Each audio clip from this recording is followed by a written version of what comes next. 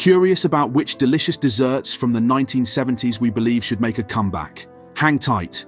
We're about to reveal 20 irresistible desserts that promise to leave your mouth watering. Weren't hungry yet? Well, that's about to change. Magic cookie bars got their start from an Eagle brand recipe in the 60s and caught everyone's attention with their awesome taste and texture game. Imagine a buttery graham cracker crust, layered with sweetened condensed milk, then piled with chocolate chips, butterscotch chips, coconut and nuts. It's a chewy, gooey slice of heaven. They were a cinch to whip up and didn't need much time in the oven, which made them a hit for busy bakers and holiday times. Interestingly, they also go by the name Hello Dolly bars in some regions, adding a bit of theatrical flair to their homey appeal. But as years passed and people started leaning towards fresher and less processed goodies, the craze for these bars kind of fizzled. Usually they were cut into squares or bars, rocking a no-fuss, rustic vibe that made them super easy to serve and enjoy. The mix of sweetened condensed milk with coconut and chocolate created a taste that screamed 1970s home baking. Napoleons or millefeuilles are these fancy pastries with layers of puff pastry and pastry cream, all topped off with this slick glazed icing. Originating from France in the 18th century and known for their thousand leaves, these pastries were a big hit in fancy bakeries for their classy look and delicate flavors, perfect for high-end events and fine dining spots. Making them was no small feat though, and as lighter, simpler desserts became more popular recently, Napoleons started showing up less often. Usually these pastries were served up in tidy rectangles, with the icing artfully done up to make them total eye candy. The super precise layers and that creamy, flaky vibe are what made munching on a Napoleon feel like a luxury. Back in the late 70s, Jell-O rolled out pudding pops, turning the frozen treat game on its head with something way creamier than the usual ice pops. Made from milk, sugar and pudding mix, these pops were all about delivering a super smooth, rich taste. At their peak, pudding pops were so popular that they spawned a range of flavors, including chocolate, vanilla and swirls. They totally stood out, thanks in part to those catchy Bill Cosby ads shouting, "Pudding in a pop." That marketing charm made these treats a big deal in households across the board. But even with their popularity, Kraft decided to cut them from the lineup in the early 2000s. They were trying to slim down their product range. The bright, fun packaging and that quality, quirky, non-wood stick are what a lot of folks remember about them. Down in Greensboro, North Carolina, Mrs. L.H. Wiggins came up with the Hummingbird Cake, which Southern Living magazine made famous in '78. This cake's got it all: bananas, pineapple, pecans, cinnamon, and it's topped with a killer cream cheese frosting that ties all those spicy and fruity flavors together. It became a big deal fast, thanks to its unique taste combo and the fact that it was pretty easy to make for any kind of get-together.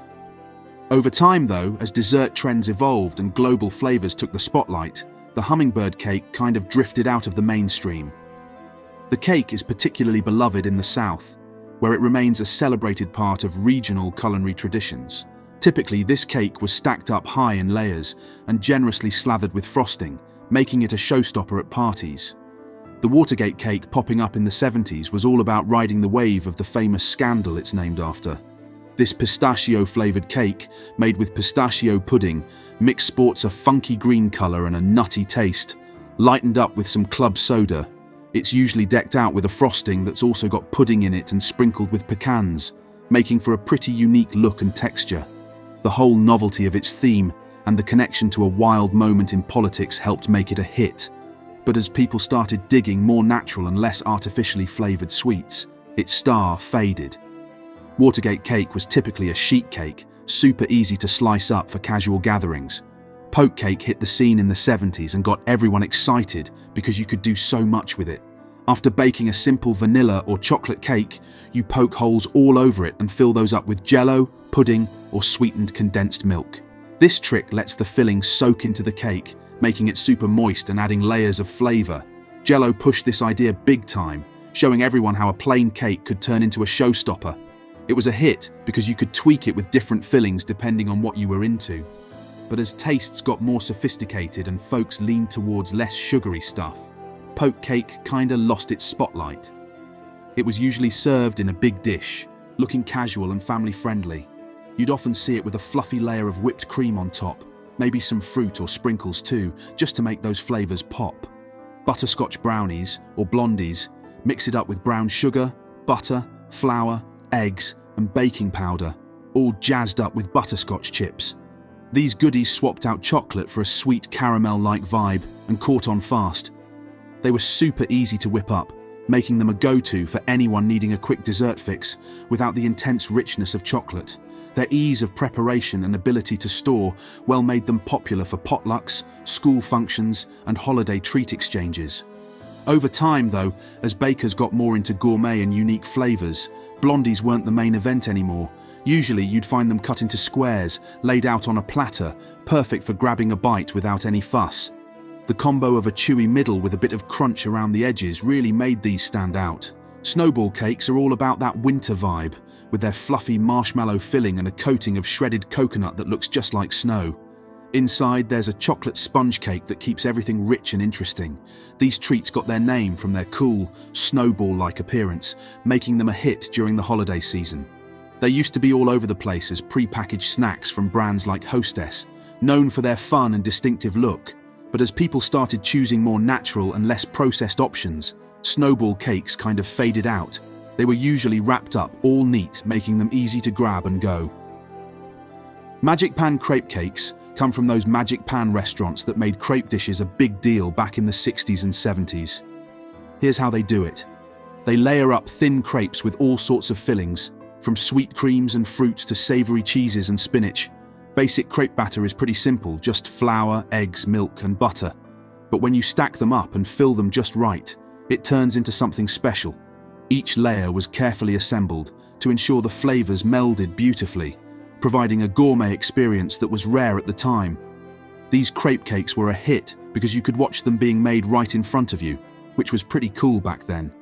Though they were a favorite for a while as the Magic Pan spots closed down and eating out got more casual, crepe cakes weren't as common.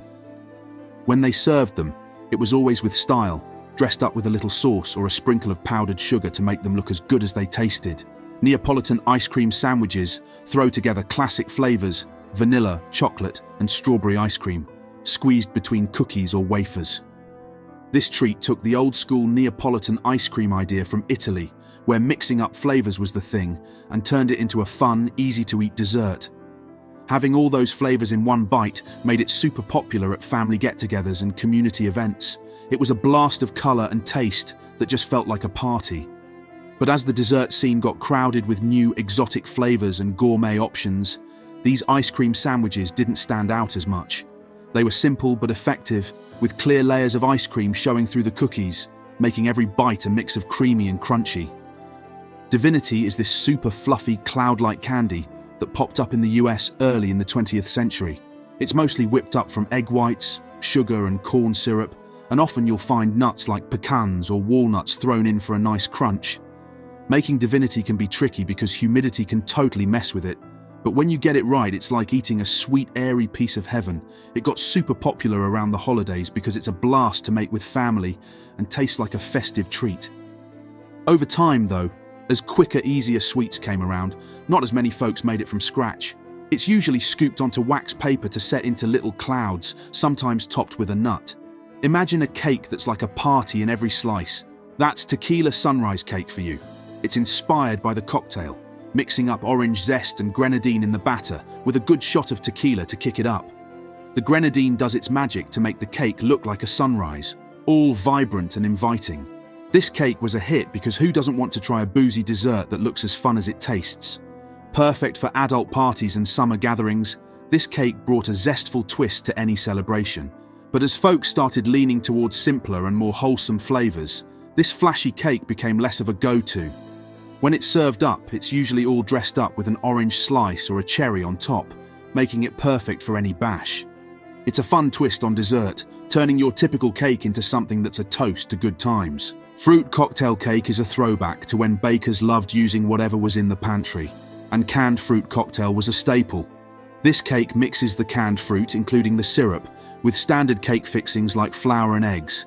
It's crowned with a brown sugar topping that gets all nice and crispy in the oven. It was super popular for its ease, and the fact that you could whip it up on a whim.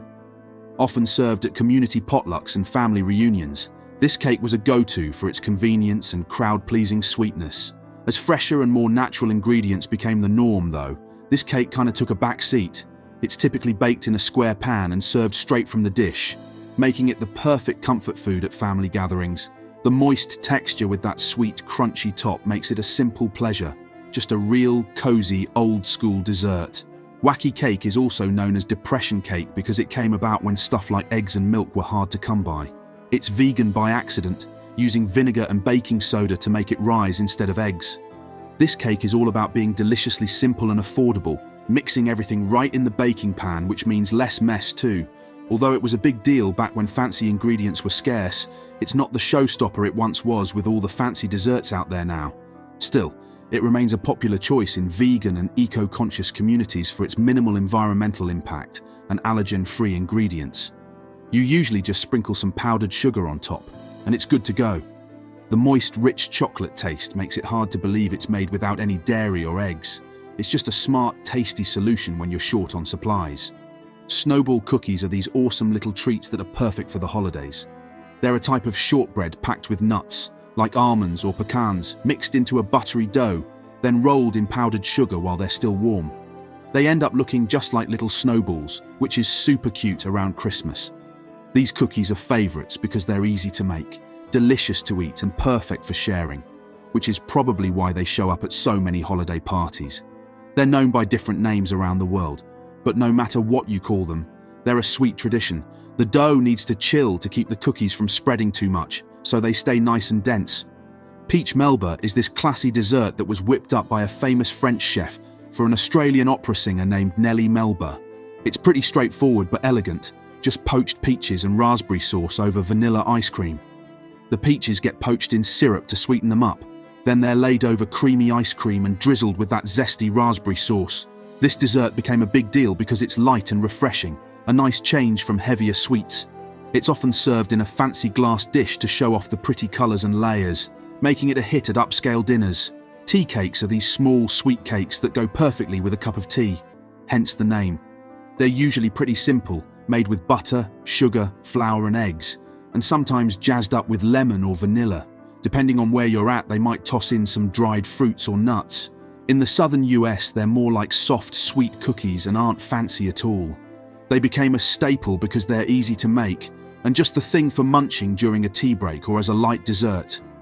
Interestingly, variations of tea cakes can be found globally, with each region adding its local twist to the basic recipe. Normally, they're baked up small and round and dusted with a bit of powdered sugar. They're all about being understated but delicious, perfect for those moments when you want something sweet without making a big deal about it. Hawaiian Delight is all about those tropical vibes, mixing pineapple, coconut and macadamia nuts into a creamy, dreamy dessert. It layers crushed pineapple with coconut-flavoured pudding and whipped topping, all on a crumbly crust. It's a favourite for gatherings where you want something easy and refreshing that screams tropical paradise. This dessert is particularly popular during the summer months, serving as a cool treat that transports eaters to the sunny shores of Hawaii with every spoonful. This dessert is usually chilled and served in squares, making it super easy to grab a piece.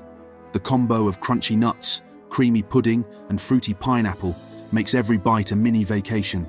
Pink champagne cake is all about celebration. This cake uses actual champagne in the batter, which gives it a light, airy feel with a hint of bubbly. It's usually tinted pink for that extra festive touch. The cake is often layered with champagne-infused buttercream, making every slice a toast in itself. It's a popular pick for weddings and big celebrations, where its elegant look and unique flavour really shine. What makes this cake truly special is its ability to double as a celebratory toast, offering a sip of champagne in every bite. Typically, it's dressed up with fancy decorations like edible pearls or delicate frosting designs that make it just right for a special occasion. Panou is a kind of fudge that comes from New England and packs a big caramel punch thanks to loads of brown sugar mixed with butter, milk and vanilla. It's different from your typical chocolate fudge because it's got this rich molasses-like flavour and a slightly grainy texture that's really unique. Often it's loaded with nuts like walnuts or pecans, adding a bit of crunch. This confection is a staple at many New England fall fairs, where its old-fashioned charm is a crowd pleaser among those who appreciate classic sweets. It's a favourite at fairs and candy shops, especially in the Northeast, where it's usually sold by the block. Making panouche is all about cooking the sugar mixture just right, then beating it till it's thick and pouring it to set. It's a down-home kind of candy that's sticky, sweet, and totally irresistible if you're into old-school sweets. Craving more throwback treats from the 1970s? If so, like this video, click subscribe, and stay tuned for more nostalgia trips.